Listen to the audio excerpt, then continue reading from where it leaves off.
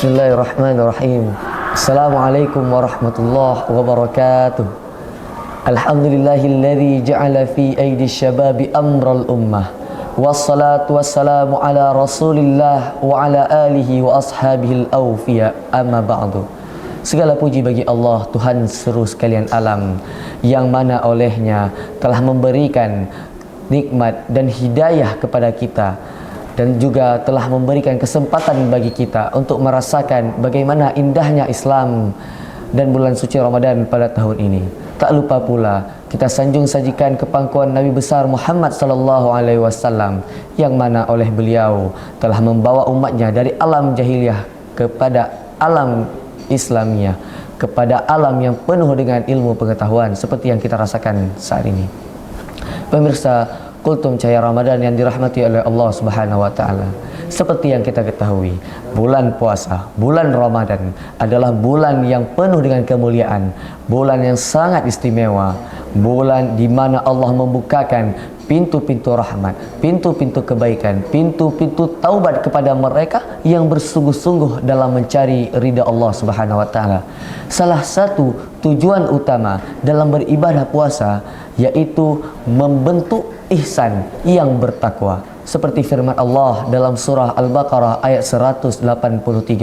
A'udzu billahi minasyaitonir rajim. Bismillahirrahmanirrahim. Ya ayyuhalladzina amanu kutiba alaikumus shiyam kama kutiba alal ladzina min qablikum la'allakum tattaqun. Yang artinya, wahai orang yang beriman, telah diwajibkan kepadamu berpuasa sebagaimana diwajibkan oleh orang-orang sebelum kamu agar kamu bertakwa. Lantas, bagaimanakah ciri-ciri orang yang bertakwa yang dimaksudkan oleh ayat tersebut? Marilah kita renungkan bersama beberapa tanda-tanda orang yang bertakwa menurut Al-Quran dan hadis.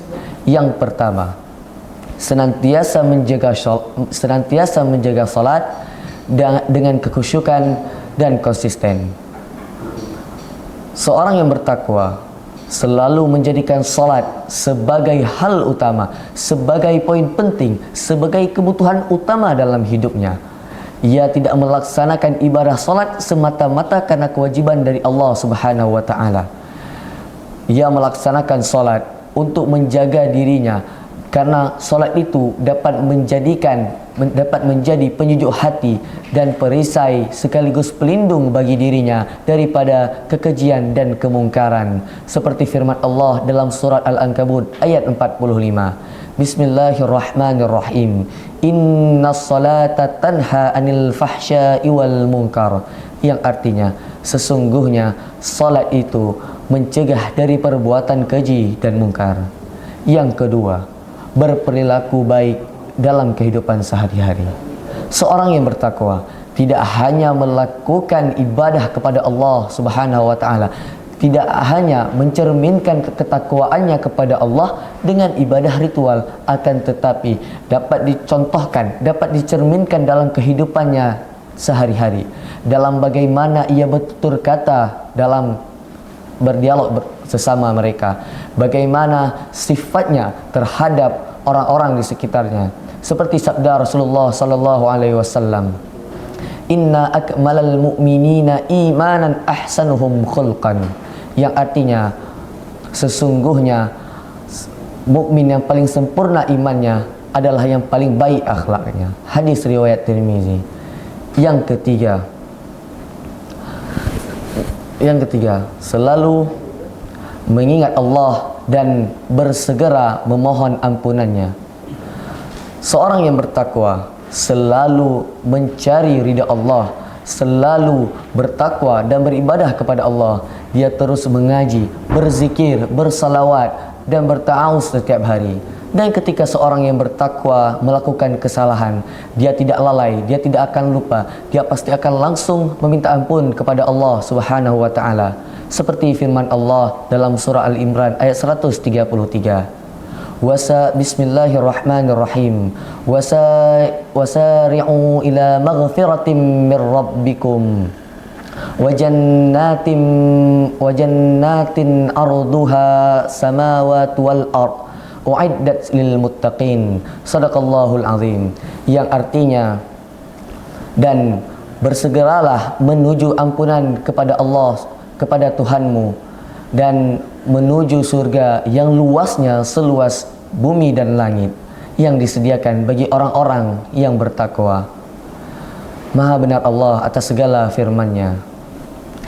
Dapat kita ambil kesimpulan dari kultum yang telah saya sampaikan, bahwasannya ketakwaan merupakan kemuliaan yang telah mencapai fase tertinggi dalam kehidupan yang dialami seorang hamba. Ketakwaan merupakan salah satu hal yang paling penting yang dimiliki oleh seorang hamba. Dan ketakwaan seperti yang kita ketahui tidak hanya dapat kita cerminkan dalam ibadah ritual kepada Allah Subhanahu wa taala, akan tetapi ketakwaan dapat kita cerminkan, dapat kita pedomankan dalam kehidupan sehari-hari. Bagaimana sifat kita, bagaimana cara kita berbicara, bagaimana kedermawanan kita, bagaimana cara kita menahan amarah dari segala masalah. Maka pada bulan Ramadan ini, marilah kita jadikan sebagai momentum terpenting, sebagai momentum yang terbaik untuk kita mencari ketakwaan daripada Allah Subhanahu wa taala. Mungkin hanya ini yang dapat bisa saya sampaikan, kurang dan lebih hanya Allah yang tahu. Billahi taufiq wal hidayah war ridha wal inayah. Wassalamualaikum warahmatullahi wabarakatuh.